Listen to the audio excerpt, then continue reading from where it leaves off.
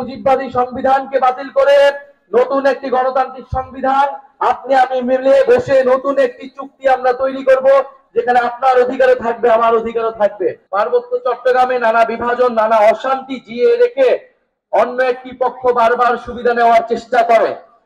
আমরা এই তৃতীয় কোনো পক্ষকে আর সুবিধা নিতে দিব না।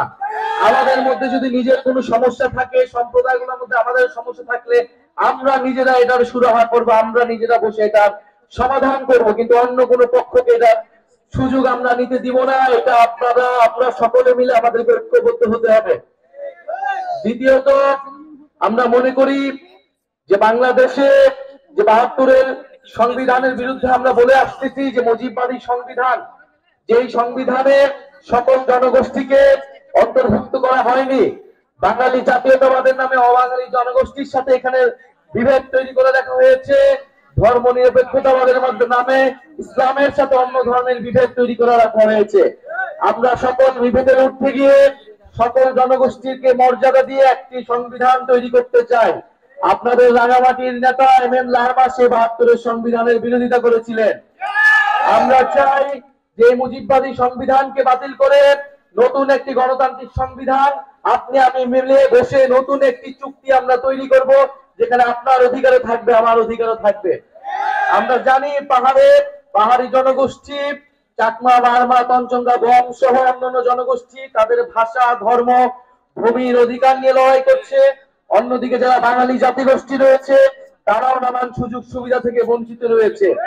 আমরা উভয় সকল জনগোষ্ঠী এখানে নির্যাতিত, অধিকারহীন। ফলে আমাদের লড়াইটা আমাদেরকে একসাথেই করতে হবে, কাউকে বাদ দিয়ে করা যাবে না। প্রিয় সংগ্রামী বন্ধুগণ, আমরা সেই ঐক্য, সেই সম্প্রীতি, সেই সহানুভূতির কথা বলতে এসেছি। সেই সহানুভূতির এবং ঐক্য এবং সম্প্রীতির রাজনীতি জাতীয় নাগরিক পার্টি করতে চায়। তাদের যে অশান্তি, যে বিভেদ বছরের পর বছর জিয়ে রাখা হয়েছে, এবং আমরা সেই অশান্তি এবং বিভেদকে দূর করতে হবে এবং বাংলাদেশের সার্বভৌমত্ব, আঞ্চলিক অখণ্ডতা এবং জাতীয় নিরাপত্তার জন্য আমরা সবাই ঐক্যবদ্ধভাবে লড়াই করব। বাংলাদেশকে যে কোনো আধিপত্যবাদী শক্তির হাত থেকে রক্ষা করতে হলে বাংলাদেশের সকল সম্প্রদায়কে একত্রে ঐক্যবদ্ধভাবে এই লড়াইটা চালিয়ে যেতে হবে। রাঙামাটিবাসী কি সেটার জন্য প্রস্তুত আছে? আমরা জানি রাঙামাটিবাসী, পার্বত্য চট্টগ্রামবাসী, এই তরুণ প্রজন্ম, এই গণ অভ্যুত্থানের যে নেতৃবৃন্দ, সেই নেতৃবৃন্দের প্রতি আস্থাশীল হবে। আমরা রাঙামাটি দিয়ে আসছি, আমরা দেখেছি রাঙামাটির সৌন্দর্য, প্রাকৃতিক সৌন্দর্য।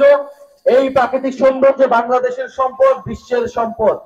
আমরা দেখেছি রাঙামাটি সহ পার্বত্য চট্টগ্রামের যেই জনবৈচিত্র্য, ফলে বৈচিত্র্য কখনো বিভাজন হতে পারে না, বিদ্বেষের রূপ নিতে পারে না। আমরা জাতি বিদ্বেষ, ধর্ম বিদ্বেষ সবকিছুর ঊর্ধ্বে গিয়ে একটি শান্তি, সৌহার্দ্যের চট্টগ্রাম পার্বত্য অঞ্চল আমরা গড়ে তুলতে চাই। আমরা একটি সৌহার্দ্যের বাংলাদেশ গড়ে তুলতে চাই। সেটার জন্য আমাদের ওয়াদা হতে হবে, সেটার জন্য আমাদের ঐক্যবদ্ধ হতে হবে।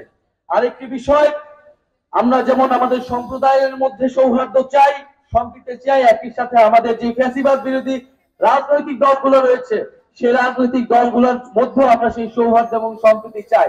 পুরনো সংঘাত এবং বিরোধিতার রাজনীতি থেকে আমাদের বের হয়ে আসতে চাই। আমরা যদি কোনো সমালোচনা থাকে, সেই সমালোচনা আমরা গণতান্ত্রিক ভাবে যাতে সবাই প্রকাশ করে, সেই আহ্বান সকল রাজনৈতিক দলের প্রতি আমরা দিতে চাই। আমরা সেই আওয়ামী লীগের আমলে দেখেছি রাজনৈতিক দলে দলে দ্বন্দ্ব, জনজীবনে যেই নিরাপত্তা বিঘ্নিত ঘটেছে, সেই রাজনীতি যাতে ফেরত নেওয়া যায়, সেই জায়গা থেকে আমরা যাতে সকল পক্ষ দায়িত্বশীল আচরণ করি, সেই আহ্বান আপনাদের দিতে চাই। জনগণের কাছে আমরা সবাই সবার বক্তব্য নিয়ে যাব। জনগণই বৈধতা, জনগণই ঠিক করবে জনগণ তাদের কাছে যাবে।